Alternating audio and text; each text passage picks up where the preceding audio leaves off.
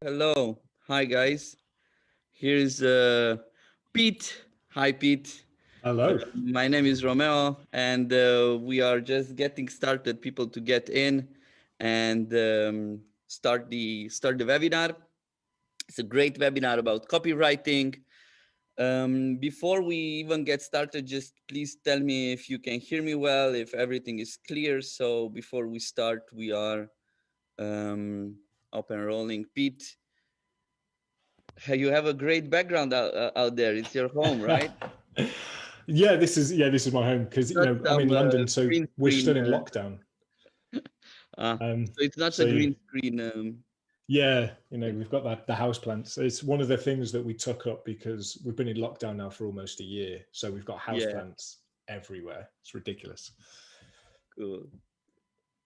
I hope that I see that Bianca it's telling us that she can hear us. Just pop up. Where are you joining from? Myself, I am in Krakow right now. A sunny, beautiful day in Krakow. Hopefully, the spring is coming slowly. We have people in Wrocław. What about you, Pete? Where are you based now? In London, yeah. I'm in London. So How are things West in London, London now? extremely boring at the minute. Everything's still closed, and they're talking about opening things up again soon. But yeah, it's been a long year. Yeah, so that means that we need to entertain each other here with all these people joining us also, because yeah, that's the way to tackle things. Guys, today we will talk about copywriting, and I met Pete while I was when I was CMO at OmniConvert when we were doing conversion rate optimization for a bunch of e-commerces. And back then, Pete was like this guru of copywriting and of conversion. So I'm really glad that you made time and you join us today. So um, you can also share with the software houses, with the tech B2B tech industry more, all this conversion hacks. Let's put it this way. Today, it will be a little bit different because we will put you also live here with us. We are doing it in Zoom now. So if you guys have any kind of landing pages or emails later on that you guys want to us to review, we will put you in live, and you can just explain us a little bit about your business, about your landing pages or any kind of copy activities that you do, and we will be able to do it live here right now. So it's a bit of a different than other webinars. That's why we didn't put it on Facebook or on LinkedIn for now. So if you're watching on Facebook and LinkedIn, this is a recording webinar. But next time, just join us live on Zoom, simply as that. Just to share my screen a bit here so we can go through a flow of what we are discussing. So let's see. I will share my screen and you will tell me if you can see my screen. You can see it, right? Yeah, got it. Perfect. So let's see today what we will talk about. We have best practices of conversion copywriting, elements of landing page copy that sells, do's and don'ts of the value prop, and reviewing your landing pages or any kind of piece of content, and obviously Q&A. With the Q&A, you can pop them in while we go through the presentations and through the discussions, because later on we can just take them from there. So we don't have this awkward silence that nobody is putting questions because they just forgot the questions that they want to put, right? One thing, I know that we are in lockdown. I know that it's crazy out there, and you have a bunch of Zoom calls. I know that you're like Zoom.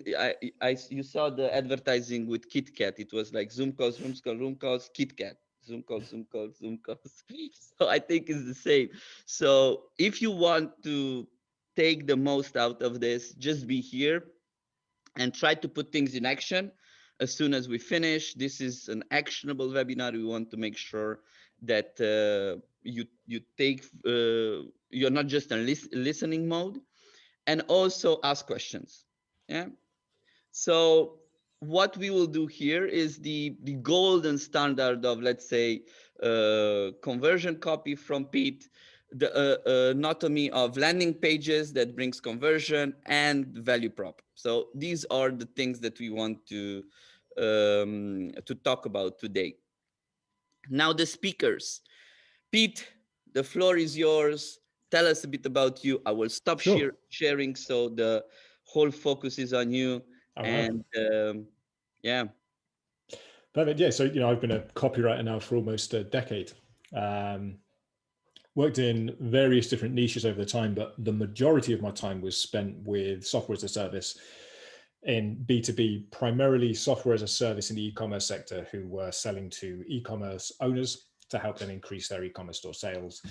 And, that kind of went from just being a general copywriter to helping brands improve their content and all of their sort of assets and deliverables that would explain about the product, to more of the strategic side of thing, which is what led me to conversion copywriting. So then, rather than just focusing on the words on the page, looking at how we can drive real impact within the business with those words, how we can use them to improve key metrics. And I mean, let's be honest, how we could use the words to make more revenue for the brand, exactly. basically. But yeah, so I've been doing that for quite some time, sort of moving away and setting up my own offers and things now, and we're working towards those things. But yeah, it's been quite a journey, and been very interesting. So hopefully I've learned one or two things that will be useful for you guys today. Great. Thanks a lot.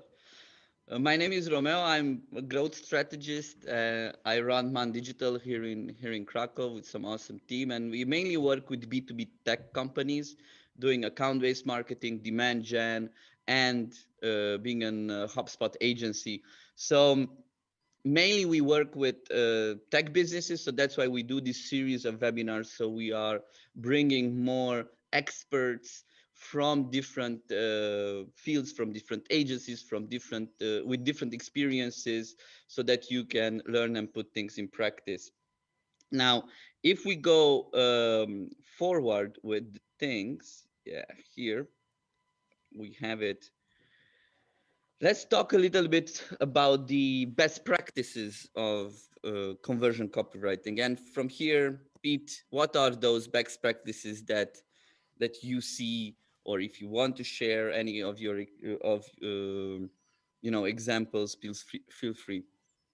Yeah, I think, conversion copywriting, it's one of those terms that has seen a huge rise in popularity over the last, say, 5 years. And, when you're on LinkedIn and you're on all of these different places, you'll see a ton of people who are copywriters and they'll put in their header and their, job description, I'm a conversion copywriter. The problem is most people don't approach copywriting with conversion in mind, and they put that there, but they're not actually doing conversion copywriting. They are copywriters, and that's fine. But to me, the best practice of conversion copywriting is really that pre-writing research and that post-writing sort of data analysis to see how things are going. Any good conversion copywriter, really anyone who says that they're a conversion copywriter, should be putting more time at the beginning into both qualitative and quantitative research to figure out where the problems are, how they can solve them, and then coming up with a real hypothesis of like, well, if we try this, this is what we expect to happen, running that experiment and then checking the results afterwards. The copy is just the way in which you implement that test. Mm-hmm. But conversion copywriting to me is really about that pre-writing research to figure out where the problems are, the best potentials, because you're not going to get it right every time, but the best potentials to solve that problem. And then obviously the implementation and then the analysis of the data on the back end. Best practice for me is just that data is taking a very, very structured, data-driven approach to each and every project. Mm-hmm. Okay, so maybe we can go a little bit more practical in the Sure. Yeah. next things. But if we think about the elements of the landing pages, like the page copy that sells, what are those elements that you see that are critical here? This again comes back to the research, and here is where I'll try and get a bit more technical with the sort of elements of that research. So let's say, you've got this long customer journey, and maybe in Google Analytics, you're seeing that at a certain point, that's where the drop off is. So you're going to go look at that page, and you're going to think, right, this is the page that's weakest, or this is the step that's weakest. Could be a page, could be an email, could be anything. And what you're going to have to do then is you're going to have to analyze what is wrong with that landing page, or in this case, landing page. So you use things like session recordings, heat maps, just check scroll depth, how people are interacting with it. And what you'll find there is what things are not popping out to people, or is causing that friction. And you'll come up with an idea of how to improve it. What I tend to find works best for the elements of a good landing page is generally to work within well-defined and well-tested frameworks. So if you take, good old copywriting framework, AIDA, attention, interest, desire, action, as the sort of go-to if you're not sure what other sort of framework to use. Problem, agitation, solution, another good one. How can you grab attention? How can you build interest? How can you create desire? How can you push for the action on the page? And the elements will be different at each stage of that page. But the actual key elements that you really want to be looking at are dependent upon so many different things. So where that customer is in the customer journey, how familiar they are with your brand. I just don't want to get into that hole of saying all that you need is some social proof and all of Yeah, this sort of thing. I think what we can do now is, because it's so much dependent on the landing pages that you do, and that's why we want to do this critique. So we look at landing pages, and we are giving feedback on on your actual data. And so that's why what we want to do here is just to go through some basic elements, so we have an understanding of those. So, but before we get started, going more and more into the meat of the things, just tell us a little bit about yourself. So we have three questions here. One is if you run account-based marketing programs, because copy in account-based marketing is a bit different. Tell us a little bit about what describes you best, and also what companies are you representing? Like, are they big companies, small companies, mid-sized companies? You just had this poll in the pop-up. Help us. So I see that the majority of the people are from mid-sized companies, 50 to 200 people, Pete, and majority of people are from marketing, and then from sales, right? So we don't have CEOs, we just have marketing and sales people basically here. So we can talk our lingo, let's say, right? And majority of them are from the software houses, so they are working in software house industry. Okay, thanks guys for replying. That's helps us a lot to understand what lingo we should continue on, right? Cool, thank you. Now, do's and don'ts when we do value prop.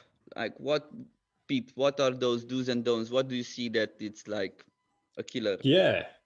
So then this is one of those particular elements that we were talking about. And again, it depends upon, one of the things I see that a lot of brands make is with their value proposition, they try to be very clever. They try to use like a witty phrase or some really vague description of what it is that they do.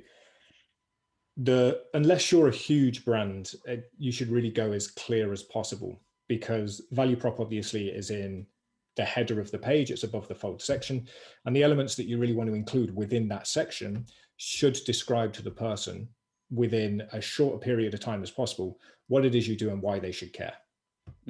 So I've actually got some more slides, so if you could click through to the next one, I added some in there. Yeah, the clarity versus cleverness. Yeah, sorry. If you click through to the next slide, there's I think some more that I sent over. You can see it? No, I still got the image of me. Okay, it's moving, so I don't know. Let me stop sharing and share again. Maybe it was blocked or something. Now?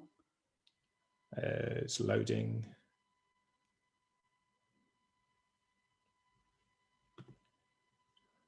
I am with the slide with clarity versus Oh no. So cleverness. yeah, I guess those slides aren't showing up because it's, for me, it's an empty screen, and I can see in the chat as well that it's a blank screen for other people. Yeah. Okay, that's weird. Okay. I guess I'll just do it Wait off the one top of my second. head, but I think it's Zoom issue. no The worries. slides aren't changing. Okay, okay, I got it. Let's try again. I will. Weird Zoom is doing us problems. Okay. Now do you see my screen because I shared it again? No, it's still blank screen. That's weird. And now it's Yeah. not. I'm not sharing now, right? Yeah. Okay. Okay. I, I'll just talk about it from a high level rather than Yeah. blank screen, Meanwhile, if that's I'm right. trying to fix it because I don't know how to fix it. It's just Zoom. I put share screen and that's Yeah. it. I don't know what more Froze I do. halfway, weirdly. So yeah, for the value proposition, we mentioned earlier that there are elements of a good landing page. Within the value proposition, there should be a couple of elements that you hit on there. And this again comes back to that quantitative and qualitative research that you should have done prior. But the value prop should really be clear. You can only really get away with those sort of vague, fun, aspirational value propositions when your brand is larger and it's well known. Like, Google, Apple, McDonald's, all of these people, they don't need very clear value propositions because everyone knows what they are. But the smaller challenger brands, they need to be clearer, and they need to show the person on whichever entry page that person lands on very quickly what it is that you do and the benefit of using your service. So generally, I run people through just 3 simple questions to figure out what we should include, what information we should include in the value proposition. Mm-hmm. I'm still not getting the screen. I see you type in there, but Okay. and it's, how do you help your ideal customer on a day-to-day basis? So basically, what is that benefit of using your service? What is it that you do? So what kind of format does your service take? And why should they choose you over the competitor? What is your differentiator? If you can communicate how, what, and why to your potential customers within that above the fold section, and you've hit on what it is that they need, they're going to be interested to read more. Very simple, just how, what, why. And for the elements that are going to communicate that, you're just going to use a headline, a subhead, a CTA and above the fold section so that they can take that next step. And also some sort of visual. It could be a video, it could be an image. That really depends on whether the information about your brand is very technical and will be better communicated via video, or whether it's, you can do that in text and an image, how technical that sort of solution is.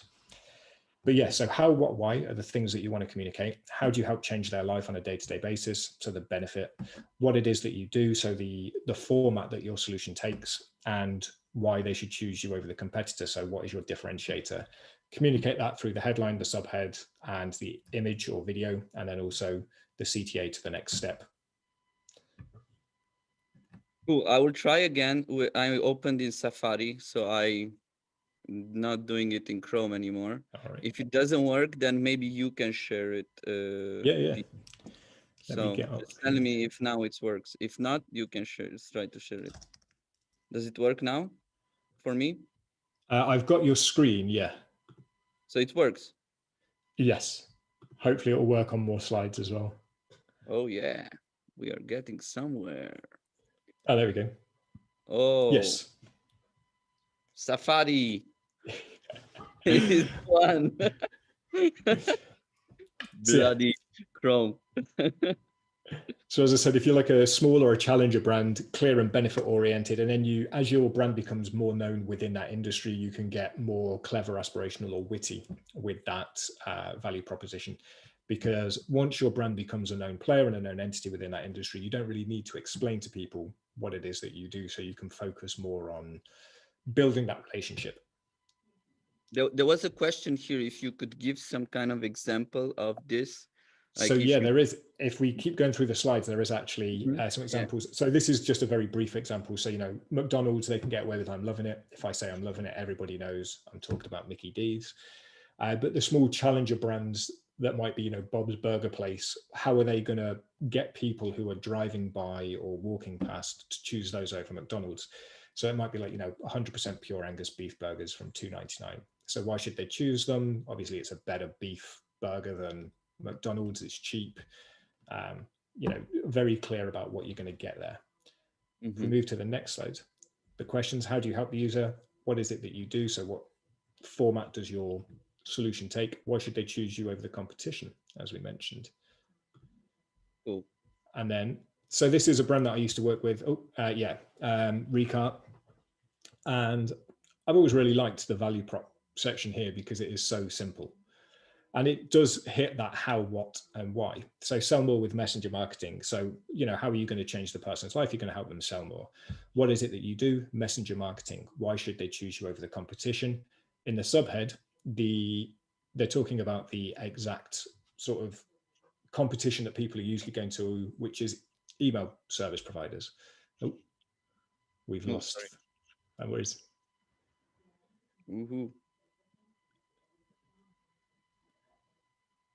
There we go.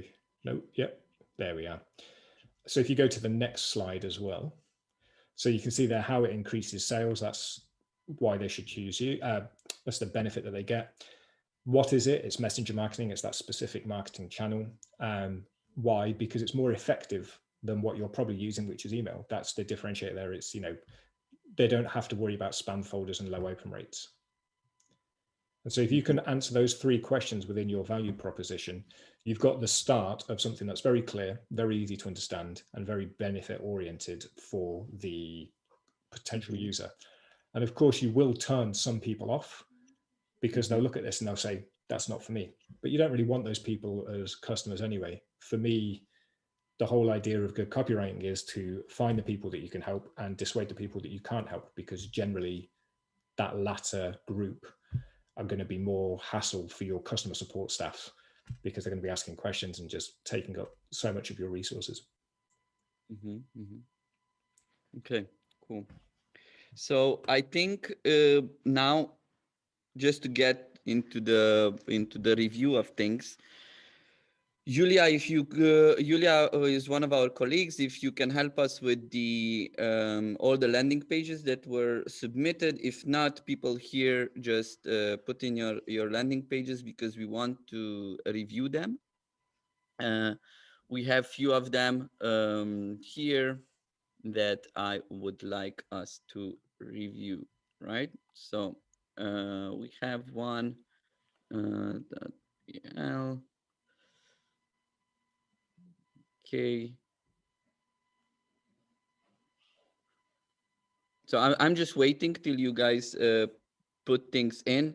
Julia, if you can send it to me, just please send them over. So we are getting into this.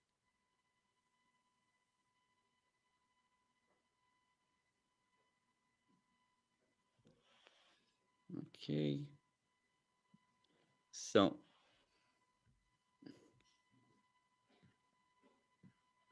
we have the first one. It's just loading. I will share with you the screen.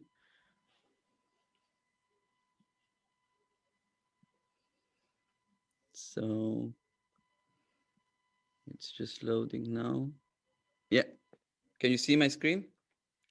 Yeah, it's just loading the page. Okay, that's a sign that we need to do something about the loading speed of this. Or maybe if you can pop it in, maybe for you it will be faster. Maybe I have some issues here. So executiveautomats.com.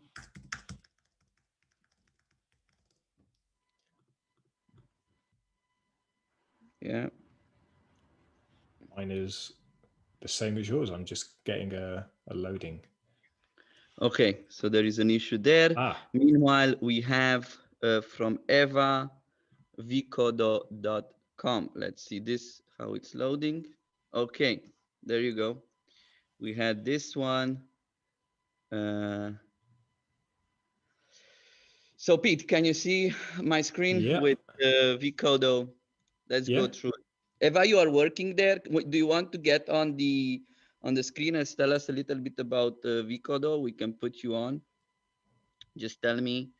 Look, I will invite you here if you want. You accept Eva Zelek. Yeah, allowed to talk. I will allow you now to talk. If you want, you can tell us Hello, more. Eva, you everyone. can. Hey, Eva. Hi. Hi. So Vicodo is a tool for video communication for businesses, and I've started working there very recently. And so, yeah, in a, let's say, marketing team, kind of, sort of, we're pretty small. So yeah, the first thing I've noticed is that the page requires some changes, a lot of changes actually, mostly because the English is not top notch at some points. But I would be curious to see what are you guys suggested, because we've been brainstorming this for some time already, but we still haven't found that perfect solution. Cool. Pete? Yeah, I'm just looking through. So personal video and chat communication with your customers. So it's a You good want to share description your of. screen so it's easier you navigate it? No. So it's cool. I mean, if we're just doing value props, Yeah. let's just focus on this. So, it's a good description of what it is, but I'm not sure why I should be using this. I'm not sure what the use case is, how this is going to make my life easier. That's one thing here that's missing for me. In the And of headline. course, yeah. So it tells me what it is. And if I'm actively searching for that and I'm at that sort of solution aware stage, then potentially, oh, perfect, this is what I'm looking for. But, obviously with the sales cycles, I'm sure that it's quite long, and I'm just not entirely certain how this is going to help me on a day-to-day basis, how this is going to be better than something else that I might be using. Obviously directly in the browser, desktop and mobile, that's one differentiator there perhaps. But yeah, the how is kind of missing for me. Well, that's one feedback we've been getting from the customers, that they don't entirely understand what the product is and what they can use it for. So that makes sense. Thank you very much. No worries. Cool. Is there anything that you want us to try and do with this? I mean, if you could give us some information, then maybe we can try and come up with some initial ideas. Well, our product owner, let's say, our CEO, would like people to know from the beginning that we are dedicated to businesses, that we are different from, for example, Zoom or Google Meets or whatever, and that we offer many unique features. For example, we're web-based only, and we're white label, so people can brand it however they want. And we also include CRM features, so you can have a widget on your website to organize your cases in our toolbar, let's say. But from the users, what features you see that they use the most, Eva? Well, definitely video calls and chat, it is. And also the website widget that we're just introducing. So, people can contact us directly from them. And the reason why they would use this tool versus Zoom or any other traditional, what is it? Because it's dedicated to companies in a way that you can schedule the calls, you can keep information about the customers neatly stored. So it's like a CRM and booking and what's not. So who's the perfect user for this company? So from the sound of it, it's ideal for businesses and talking to their customers. So is it for sales reps? Is it for customer support? Who's the ideal user? We have quite a lot of business areas covered actually, but what we see most is insurance agents that can do remote damage assessment, and also medical professionals. But we also try to aim at, sales, customer service. But yeah, the use cases are pretty broad. We even have one agricultural client that uses to monitor crops' health, but mostly insurance and health professionals. So yeah, that's an interesting differentiator that could help you sort of target this. And obviously, this is the main homepage, so value props on homepages are difficult to really target down, especially if you've got multiple segments we're using the product. Mm-hmm. However, if you had individual sales pages for like insurance, and say the benefit of using this for an insurance person is that they can give somebody a quote, or maybe rather than having to go and inspect something, they could do the quotes and the analysis directly from their office so that they could fit more time in because they're not going to be losing travel time to go to places. That might be why somebody might want to use this in that industry. So it might be worth building out individual landing pages for each of these key segments to drive people to and say, like, you know, you can get more work done with less time. You can get more quotes out thanks to personal video chat and communication. All right. Yeah, that definitely sounds like a great idea. We do have business area sort of pages, but they are not good yet. Let's just say. Yeah. Have you done much research with the customers? Well, as I've said, I've just begun. So right now we're struggling to get any, you know, credentials, any more data about the use cases. So it's a process still. Got it. Okay. Yeah. Cool. What is really nice is what you did here, like this, showing these use cases basically. So the sales, the consulting, and then how it would work. So this small process, I believe that simplifies things on understanding better the tools. Yeah. Cool. So Eva, I hope that you got your questions answered from here. Thanks a lot. Yeah. I will just Definitely. Thank you very much. Mute you now. Thank you. Okay, great. So we have another one here. Unfortunately, we don't have anyone from this company live. So guys, meanwhile, if you want to do the same what we did with Eva, just pop it into the chat. And Julia just shared here a few of them that you guys sent on email. So we have here a Polish company. They are doing, I mean, you can read it and tell me what they do if you understand. What I can see is that it's very niche because it's FCCM. It's something that not everybody would understand, definitely. So I suppose that they are targeting their persona. I don't know if we have anyone from X Plus team live now who can tell us more, or anyone from the agency or anyone who worked with them on this. They are full disclosure, they are clients of ours, but they did the website with another agency. And yeah, so Pete, break it down. So yeah, I am very confused by this one. Financial supply chain management. I just did a very quick Google of what FSCM is. So this is probably why, because this is not an industry that I've worked in. I suppose that the users will not do that. Exactly, research. yeah. And so this is one of those things that you've always got to balance, is when it's a very niche, very technical product. You know, how heavy do you go on the sort of jargon that would, you know, that would really show to the ideal customer that you really understand what they're going through.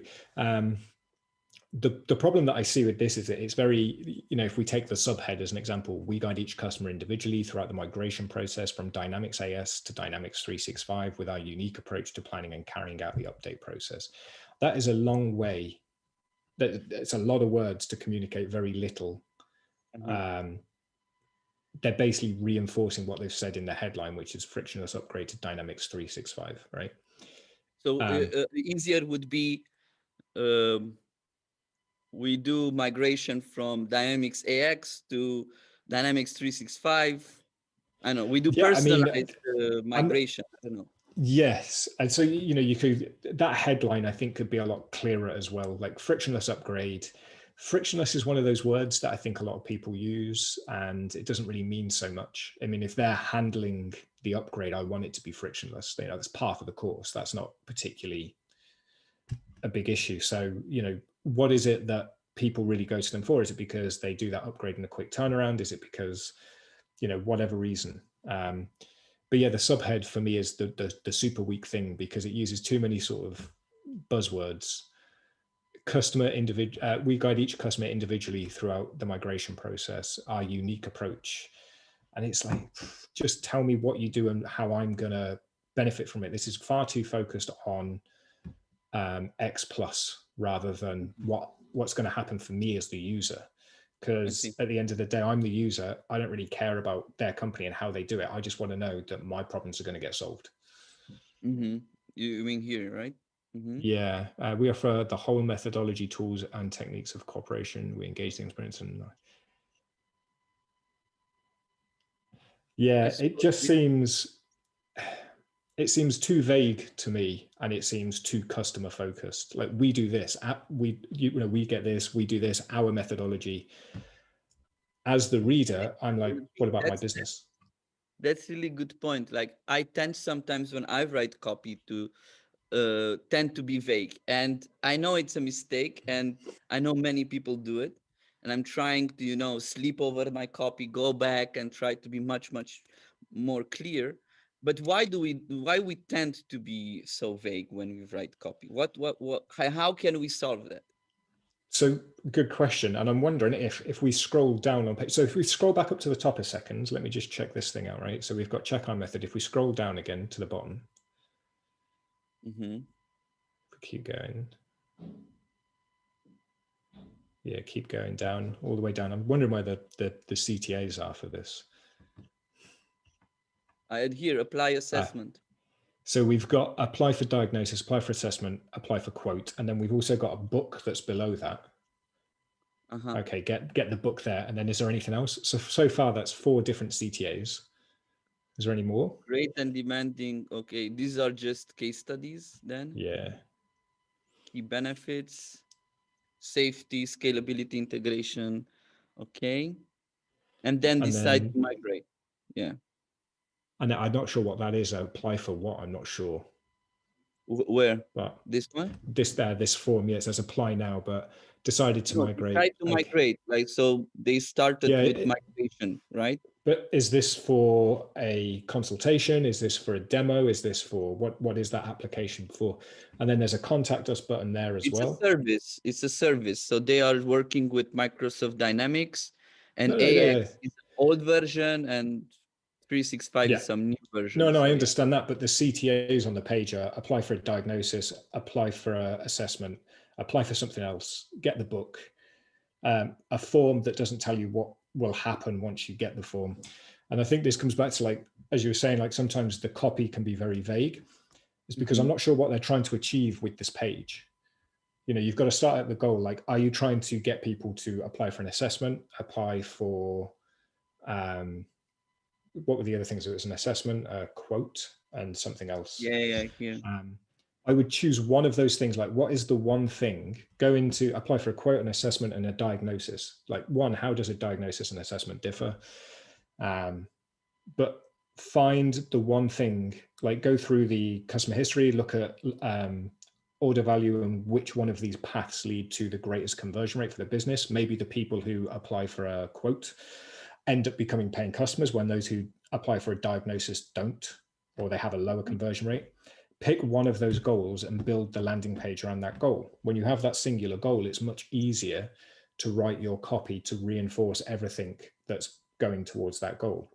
So let's say that it was the diagnosis that, why would somebody want the diagnosis? Oh, well, this problem, this problem, this problem. And then you can build the landing page around those specific problems and push them towards that next step action. And I think that's what's kind of missing here. It seems very high level, vague, and there's a real lack of clarity.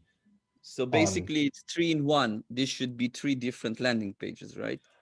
Should be either 3 different landing pages or just cut 2 actions out of it and put 1, depending on what's best for the brand. But of course, to do this, it would be talking to the sales team to find what generates the best leads for them. It would be talking to the marketing team to see what that customer journey is like and the sort of sales cycle and how that goes from all that. But yeah, there's a real lack of clarity here for me.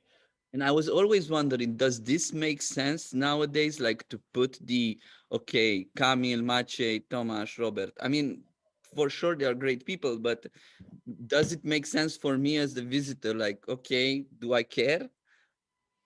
I think unless there's somebody in your company who is a personality within that space that has that personal brand. Yeah, exactly. Okay. For me, it makes no real sense. Like, again, it comes back to that whole thing of, I have a problem, I want it solved. I don't care who's solving it. Exactly. Yeah. Because I tend to see it more and more, and I don't get it sometimes. Like, instead of putting a testimonial of, because you have here a form, and then next to it just put the testimonials that X Plus was so great and so on and so forth, that encourages that form filling. Yeah. Cool. So I hope the guys at X Plus got a lot, and also lose the this ebook. Like, it's no, 100%. I That don't. would be the first thing to go. Yeah. I mean, you need to delete this, because it's just it's creating this friction, right? Like, you want them to do one thing. Yeah. Okay, cool. Like you said, like, you know, the diagnosis, the quote, and the analysis or whatever it was, they're all pushing people towards eventually becoming a paid customer. This is like a track off in a different direction that you've then got to swing them back in. It's got to go. Okay, so we go for the next one. It's Eversoft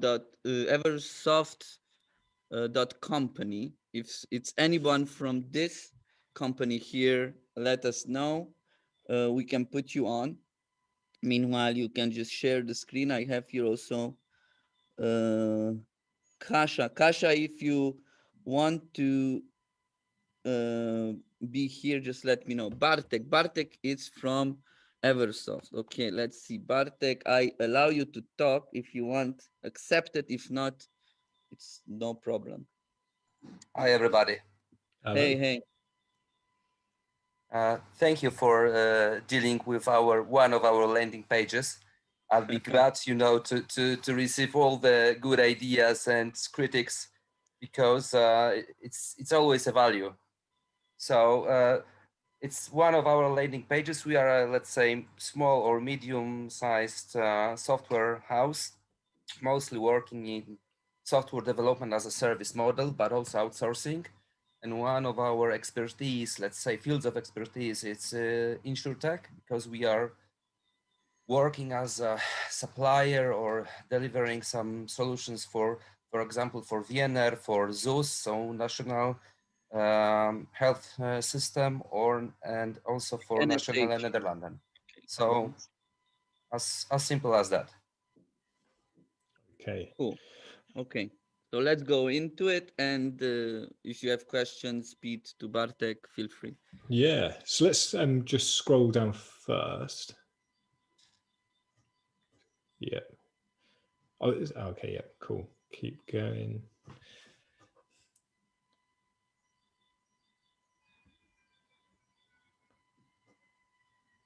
Okay.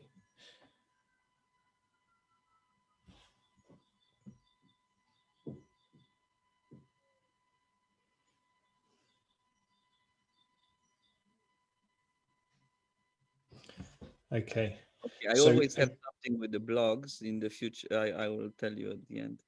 Yeah. I think you were going to say the same as me. So it comes back to that whole thing that we were saying about X Plus, the last page that we were doing.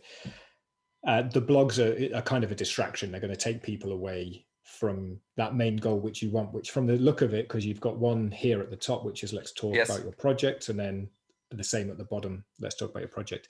This on the right, this form, this is for a free copy of like an ebook. I suppose it's the same. If I click here, No, it's two different. Yeah. There are if you two go different. Back one, yeah. Yeah, there are two different CTAs actually. First, it's a kind of a short ebook or like an article about the innovations in InsurTech. And second one, it's more dedicated to the particular project. So it's like the regular need for contact. So it's like leave your data or discuss with us anything that you like about the project that you're thinking. So got it. No, two different types. And so on this page, the main goal is to get people to contact you to talk about their project. Yes. Actually, the main goal of this landing page is to get leads from InsurTech industry. Okay.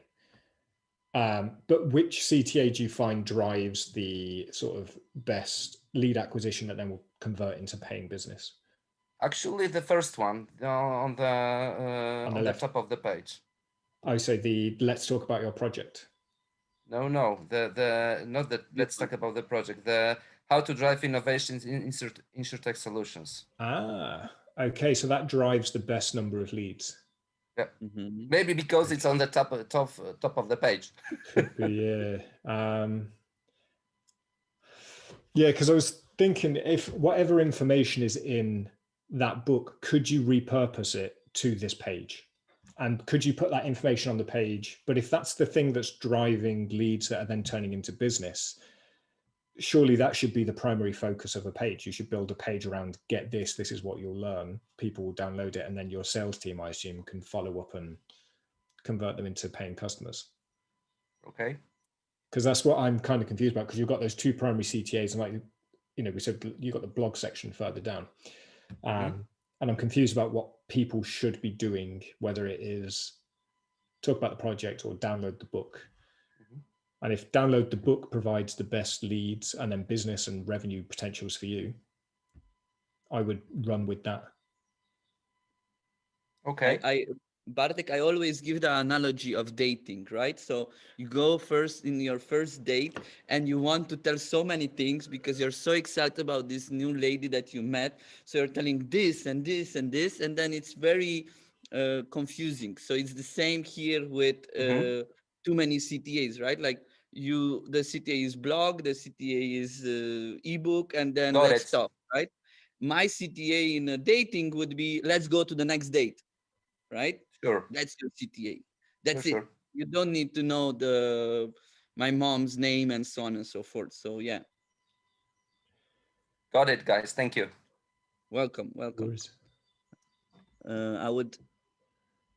Okay, Kasha from Droids and Roids. Very cool. Oh wait, because again, Chrome opened. Okay. I just pop it in here, and Kasha, if you want to jump in, we can jump in. Let me just do this. Kasha. I allow you to talk, Kasha. Oh, allowed to talk. Bam. You're in. If you want to unmute, you can. Hi guys, Hey, thanks for a great great webinar. It's really nice to see on the real life examples how you think and what would you change. So here's our site. I won't tell you what we do, so you can figure it out and tell me if it's clear or not. Okay. You just change it, Kasha, because I'm following you guys and I see that you're doing some experiments, I suppose, with the homepage, right? Yes, the claim is not visible enough, in my opinion. We are working on that right now. So, yeah. And we are constantly changing the claim because, yeah, why not? Yeah, that's one of the first things that I was thinking is text on an image is often a little difficult to read. An easy fix for it is to just put a layer over the top with a transparent overlay so that you can take the edges off. Basically, you can put like a white box on and put that transparency down to 50%. We'll do that. Yeah, but then so if we scroll down on this page, what have we got? Some good brand names.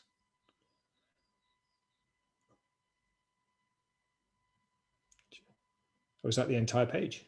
No. No.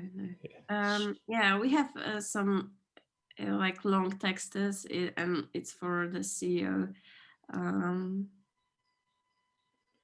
So if we keep scrolling down on that one.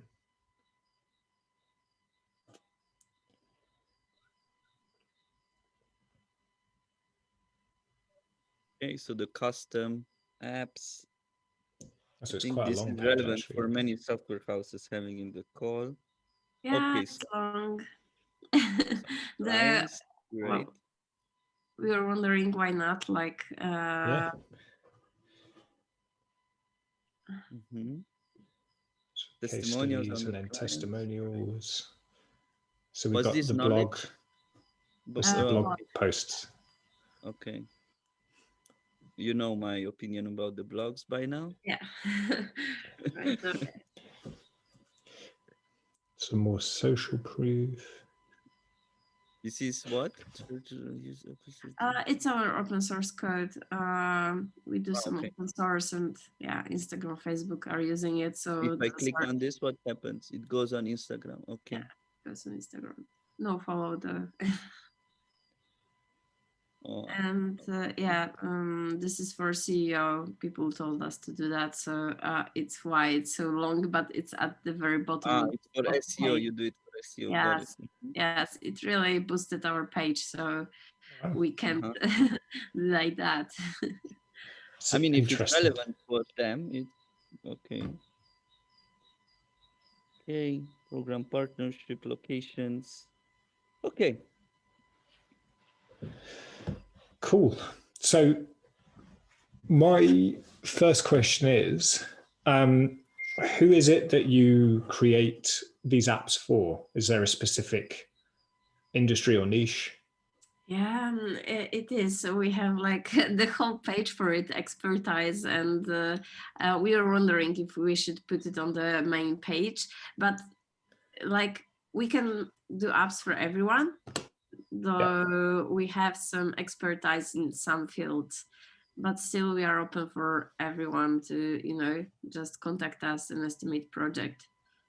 Okay. This is expertise. It's here, right? Yeah. Okay. Fintech. Okay.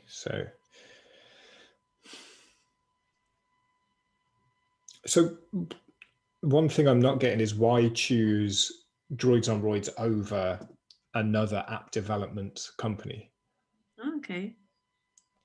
Because we've got, choose a long-term partner who takes, basically you handle the entire app development process. But I'm just not sure why I would choose you guys over, if I'm doing research, I might find five different companies. Why am I gonna choose you guys over the other four? Yeah, it's a good point. I think we have some other UVPs, but they didn't get into the page. So yeah. So is that for like testing purposes? So if I go. And Kasia, do you have some expertise in some particular countries, or, for example, I saw some UAE or some Middle East apps down there, and do you have expertise in that region on a particular industry? Not particular industry, but we like working with UK and US, and most of our apps are from those countries, and we had it in our claim, and I'm not sure why it's not there anymore, but I will ask. Do you think it's a good idea to have it on the main page that we're specialized? I mean, if you can personalize it for the people in US and then personalize the web page in a way that you have case studies from that geographical location, it might help. But I would not do that for the whole website, right? Because maybe you have someone from Germany and then they say, oh, okay, these guys are exclusively working with the US. So only if you can personalize it based on IP or something like that. But in that case, but otherwise, no, I will not do that, because you eliminate a lot of people, right? I agree, yeah, because as you said, if it's like, oh, we have US-based companies do this, and somebody from any other country lands on the page, they're going to go, this isn't for me. And I don't know if this makes sense, Pete. Like this company based in Poland, why do I mean, I don't know if I put that. I mean, I think that would be good for countries that are perhaps in nearby locations, maybe for like a time zone issue. But with the way everything is now in the world, how international things are, personally, I don't think it makes too much of a difference. It's for a CEO, like a mobile app development company. It's a whole phrase, and Poland, people are looking for developers from Poland, exactly. So this is why we. Okay. And this is the thing, like when you mix SEO with conversion, exactly. Yeah, it's very tricky, difficult. Right? Yeah. But I think my main Sorry, sorry, go on. yeah, I just wanted to say that you want to make it human, but still CEO is tricky and you have to optimize all the time. But yeah, go ahead, Pete. So I think the main things, especially for the value prop, that I would recommend is one, to remove the text being overlaid on the image, and either sort of make that image semi-transparent so the text pops a little more, or move it to more of a sort of 2-column layout, so you've got text on one side and image on the other. If there could be a bit of a more relevant image rather than the stock image, that would be cool. Sorry? It's our CEO on the is it? Okay. Well, yeah. I mean, I guess that's better than just a regular stock image, but if there could be something that's a little bit more descriptive of what the process is, perhaps. And then apart from that, I would really focus on the benefit of using you guys and why they should use you over other app development companies.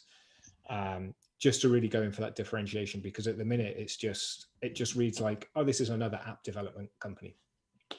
Sure. And if somebody else offers me the same service, but they manage to position it in a way that makes me think, oh my God, these guys have got this one thing that I really need, I'm going to go with the other people. Yeah. Mm-hmm.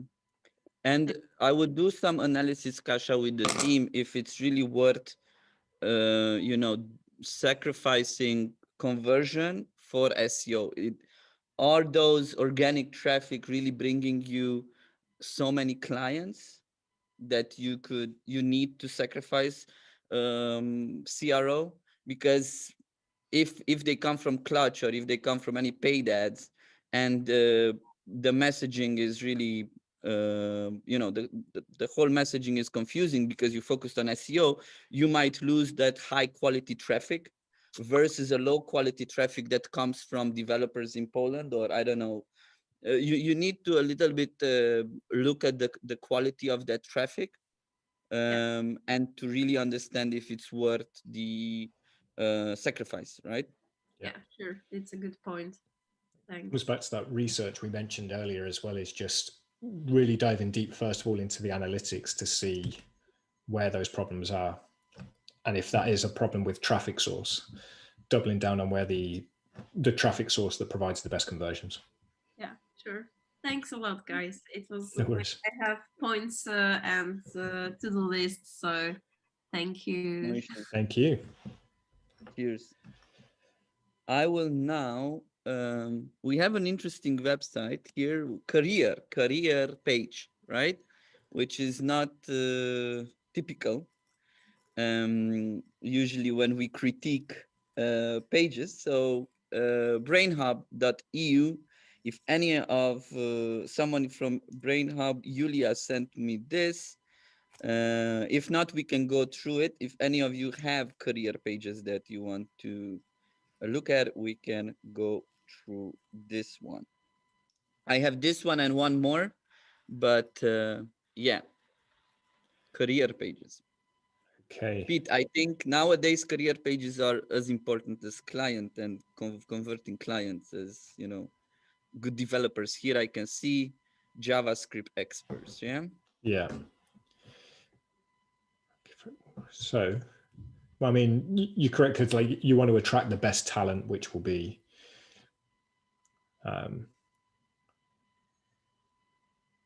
okay, this picture doesn't tell me anything, but yeah.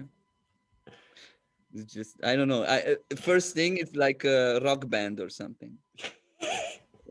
Or maybe an event where they invited this guy for a concert, I suppose. Yeah. No? It's the problem with it. No, it's not. Yeah, if you scroll down, I think it's probably from the same event that those people there okay. are talking at. Yeah. But yeah, I agree. It's a bit of a weird one. I'm not sure if people, so we not only participate in interest events, but also organize our own. Is that a big thing for development talent to want to go to events? I think in the past it was, yeah. Like they could go to event and learn stuff about programming, I suppose. Okay. Nowadays, no. Okay. So this is my question. This is one of the things that I would test immediately. Is there is a huge amount of information about the company up top, and then right at the bottom you've got that section which is like, you know, about the job we offer. So we've got we offer just there, right? One of the things that I would test is, you know, again, this comes back to that research that we mentioned earlier. So when you're doing your sort of qualitative research and you're seeing how people act on pages and the heat maps and the scroll depth and all of this sort of stuff, is are they dropping off very early? If they are, you probably want to put the main information that's going to hook them and get their interest higher up the top. If I'm searching for a job, I assume that I want to know, first of all, what's in it for me, because I'm a job searcher. And then if I like the look of the actual job and what it's going to do for me, I'd want to learn more about the company. I'm not sure if the first thing that I do on a job page is figure out whether this company is good and then maybe think about whether they offer something that I want. But it's really about like front loading and front stacking that sort of value for the user. And I think here that it might be the wrong way around. So you've got all about the company and about the job when you want it the other way around. Cool. Okay. So we have a last one because I'm aware of time, but you know this website, just to put the best case practice, right? So I really like it, this one. It's Airtable. I don't know how many of you use Airtable, but it's the hopefully the next Excel and Google Sheet killer, basically. So yeah, let's just look at this a little bit, Pete. Yeah, I'm just looking at something because Airtable now is kind of a very well-known brand. So like one platform, endless solutions, one source of truth, endless solutions. If it was another brand and they were a new startup, they just received venture funding and they had one source of truth, endless solutions, I would say that's an awful value prop because I have no idea what it is. But Airtable, so I'm bringing up their Wayback Machine to see. Yeah, that's what I wanted to do. Yeah, I've got it just going on here. Right? Yeah. So let's go in a Wayback Machine and see what's happening there, because sometimes this can help us a lot to understand what they were doing in the past. So okay, where should we go? Let's say when they started to become famous, 2017, right? I've gone 20. I went 2014 when it first starts to show on there, 14, and I got a 404 for it, so don't do it. Okay, so let's go for 15. That's what I've just gone. It's always good to use this tool. March 14th. Let's see, March 14th. Oh, that's pretty much where I went. I got organize everything. Okay. So we go from one workspace handle solution, one platform, so on and so forth, to simple organize everything, and then a screenshot of the tool and sign up or sign in, right? Yeah. One surface is the spreadsheet reimagined. And then this is what I like. Spreadsheets were invented over 30 years ago, purpose built for permanent. Okay. So I think this is a really good example of, you know, the actual primary value proposition, that organize everything, is pretty vague, but at the same time, it tells you exactly what the benefit is of using Airtable, especially with that image below it. You get a great look at the product in action, which I think are some of the best things to do, especially for software brands, is to show what it actually does. But I think those two coupled with it's the spreadsheet reimagined, you've basically got the three elements that I like to cover, which is how, what, and why. It's like, how is it going to help you? It's going to organize everything. The why is implied. It's basically you're going to save time because what is it? It's a spreadsheet reimagined. And then they've gone with a good old sort of, I assume just from reading that first line, a problem agitation solution, a PAS formula. Spreadsheets were invented over 30 years ago. Basically, they're outdated. This is the problem. And then it might be common users makeshift. So they agitate the pain. Airtable, and then there's the solution. Airtable is an organization tool designed around the way you actually work. So it's like a nice little problem agitation solution there. And then good product images, which are key. So this was 2015, guys, which is they were not that famous back then, right? So it's a lot of what the product does, because people don't know what the product does, right? Like easy filtering, um, accessibility. Um, Here Social you have proof. so solution proof and whatever. Back then, Twitter was for some reason in the landing page, but here it's Is totally this the different. whole of their page? This is it? Oh no, This it's was not. it, yeah. Oh no, not This that was one. The new one. The new one. the new one. The new one is here, right? So we Yeah. have, it's totally different wording, right? Like Mhm. power for business solutions. Most probably they understood who works with them and they are trying to have that type of lingo, right? Yeah. The only limit is your imagination, which gives you the flexibility, right? Then they put the um, social proof, which here they didn't have. Yeah. They didn't have any brands yet. They only have Common. this down below, right? Yeah. Which is like you don't know these companies, or now it's different story. So yeah, you put it there, and that's the thing. You put there if you know those companies. So, and I think this is a really good point as well. So, get started in a snap. So, they've probably done a ton of research and they found that whenever somebody signs up for any of these kind of tools, that there's a huge learning curve with them and everything slows down basically when you join this thing. And I'm sure that we've all been there. You know, you sign up for a new tool that's meant to help you organize your life or organize your work, and you spend more time trying to figure out the tool, and it's quicker to actually just go and do the jobs themselves. So they've front loaded probably one of the key problems, get started in a snap. They've addressed what a lot of people might be thinking, maybe I don't want to do this because it's going to take me forever. They've kind of front loaded it, as we said on that jobs page as well. They front loaded it with that key information people will need to get interested and read more. Mm-hmm, mm-hmm. And do you think this is a good practice to add also for service companies? I mean, to basically lead with Or the biggest problem and how you solve that biggest problem. Yeah, I think it's a okay. good plan, because a lot of people are searching for a solution to a problem they're having right now. So if you lead with that problem, it's going to get their interest. Okay, if you know what's that problem. Yeah. Cool. This is the scaling part. So level up. You start small, you evolve, and then so they kept this idea of they just put GIFs, because here also they had screenshots, right? Yeah. All the time. So they kept this idea, and they kept this social proof. We have it here. This one, they just changed it to this one, right? It's a bigger And it's brand. right Yeah. on the, so they just go with the same format, it's just different design, and improve it, and that means that that worked, right? Yeah. They get rid of the Twitter, and they get this templates, which is, yeah.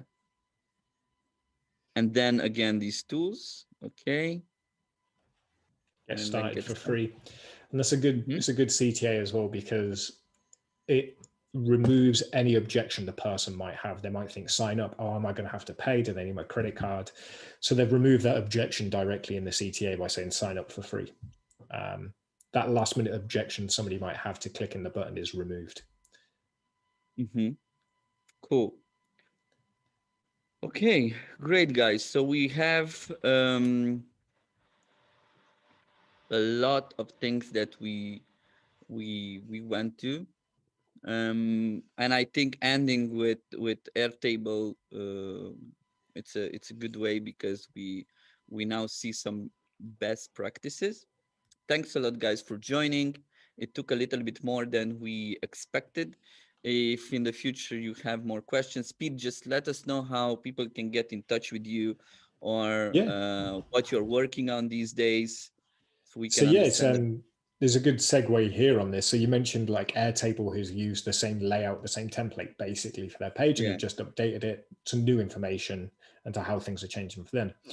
So one of the things that I'm now doing with a partner of mine is we're breaking down the successful businesses and the templates that they've used to help them grow. So growth strategies and the marketing strategy behind it. And we're breaking it down to templates so that other people can use those templates in their own businesses to see improved growth, basically a shortcut to what somebody else has paid thousands, tens of thousands, hundreds of thousands of dollars to figure out. So that's what we're doing now. And the best way that you can contact me and learn about this is either through the website, which there you go, haveaword.com, on LinkedIn or on Twitter. The best ways that you can find out more. There you go. So yeah, you can sign up, and then we have a daily email that goes out featuring some sort of growth tip and some growth news. But those are the best ways to get in contact. And if you've got any questions, do feel free to reach out on social media. We're quite active there, myself and my business partner. Yeah, so if you guys go into this, it's really in depth. Like, I think we can just use few of them, like SEMrush, Yes. Grammarly. We've got some value proposition stuff, yeah. And we're building these out as we go. And so sometimes the value propositions of brands we're breaking down aren't that great, so we rewrite them and explain why we'd rewrite them. These are just very short value prop explanations. And in the newsletter, I know that because I received few of them, like very in depth. You break down the whole growth of those companies, right? Yeah. And so these are value props, but yeah, we do everything on the huge breakdowns. We go into everything about them. So we've done noon this month. In fact, today's the 25th, so it'll be either tomorrow or Sunday. We're sending out our breakdown of Morning Brew and how they hit 20 million in revenue and a $75 million valuation. Cool. Yeah, thanks guys. This is great. I love this type of webinars where you guys get in and join us for the next one. We are having also Yulia. Yulia is running a really great community. It's woman.digital. It's she's gathering a lot of ladies in the tech industry, especially in digital and B2B tech, and talking to a lot of different ladies that have success. Now it's with Anita Kiyanka, I think that's how it's spelled. It's more on entrepreneurship, personal branding, and female leadership. So if you go on wo.man.digital, you will be able to join the next webinar. It's on 3rd of March. We also have the previous webinar that she ran with why the tech industry is a place for women, with the ladies from Their IT. And Natalie, for example, is one of the few CEOs of software development companies in Poland. She was running elpasion.com.